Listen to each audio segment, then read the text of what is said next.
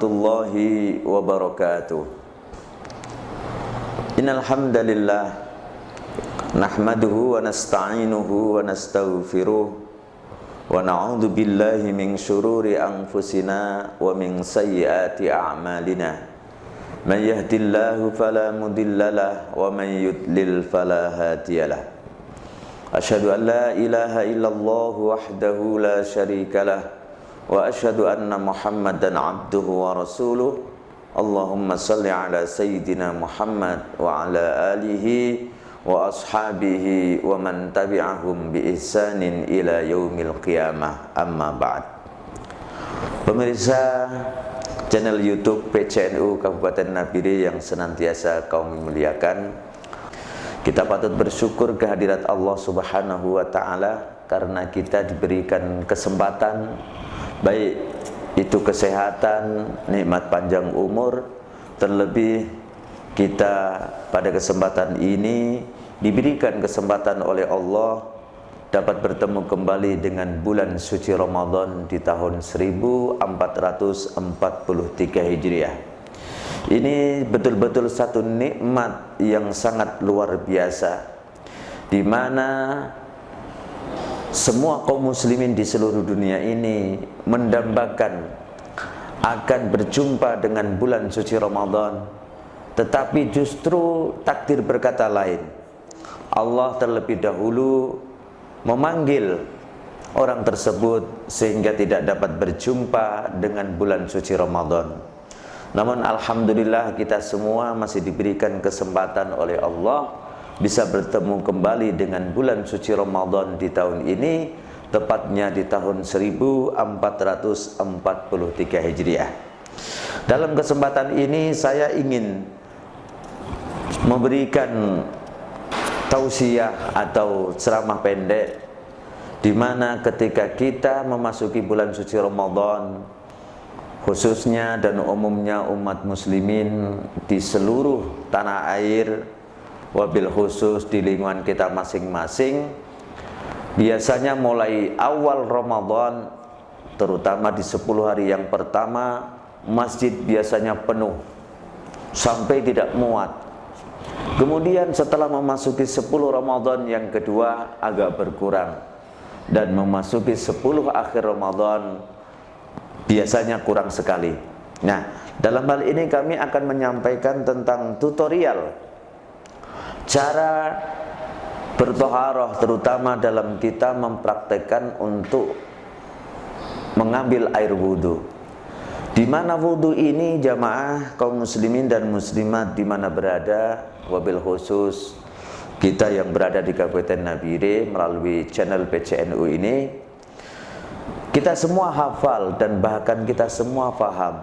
Tetapi dalam praktek kita mengambil air wudhu, justru air yang harusnya tadinya tohir mutohir, artinya air itu suci mensucikan, tetapi kalau kita salah untuk menggunakannya, justru wudhu kita ini tidak sah sama sekali karena cara wudhu kita tidak betul.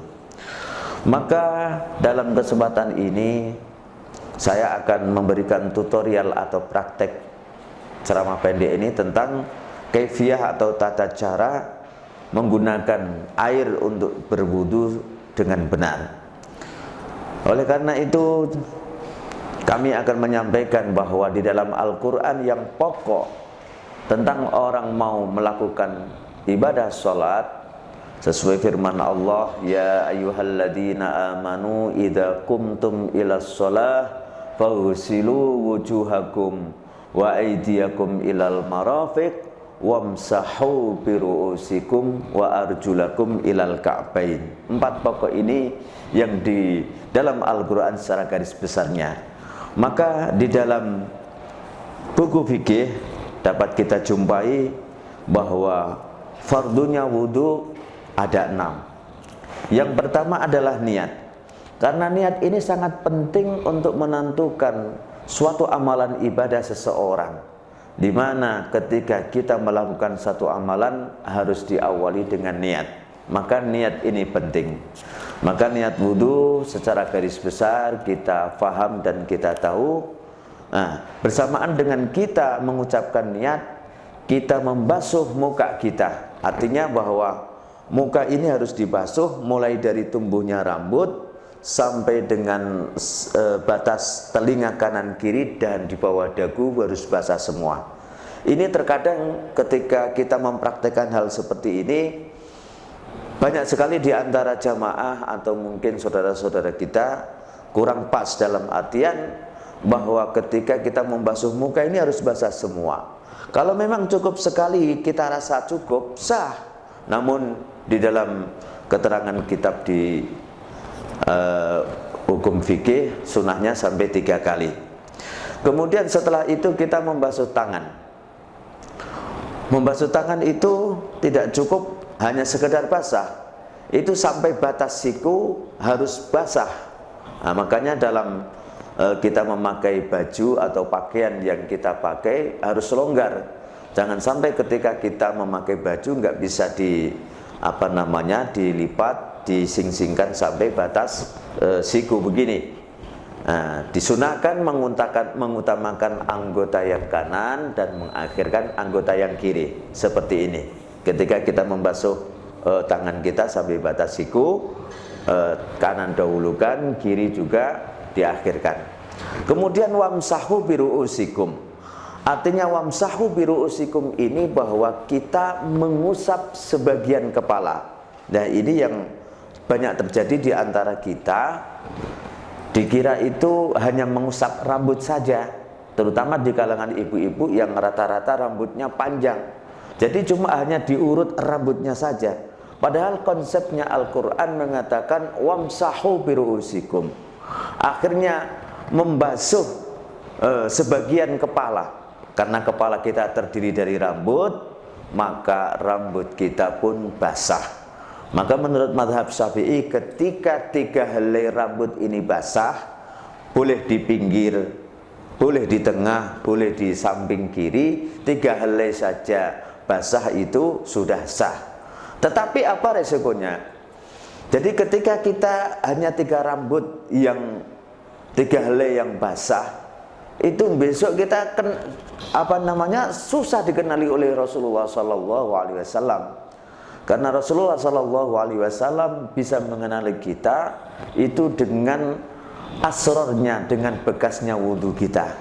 Maka terutama dalam mengusap kepala ini, cara yang baik, yang ideal adalah ketika kita mencelupkan tangan di kolah atau di air keran, kita basah mulai dari kepala yang depan, kemudian dibalikkan lagi. Insya Allah dengan begitu basah rambut kita semua. Dan besok di akhirat akan mengeluarkan nur atau cahaya. Jadi kita mengenali Nabi itu mudah karena Nabi semua adalah nur. Tapi justru sebaliknya, ketika Nabi mengenali kita, nah, dengan cara seperti itu tentang menyempurnakan wudhu kita, insya Allah kita pun akan mudah dikenali oleh Nabi. Kemudian yang selanjutnya adalah membasuh kaki sampai batas mata kaki. Ini yang terpenting karena itu harus basah semua. Dan yang terakhir adalah tartib. Ini yang harus betul-betul kita perhatikan. Karena apa? Wudhu ini sebagai salah satu kunci ibadah kita. Orang sholat itu sah dan tidaknya tergantung dari cara bagaimana mengambil air wudhu itu. Kadang-kadang kita ya sembrono atau bagaimanalah, yang penting asal basah semua dikira sudah sah.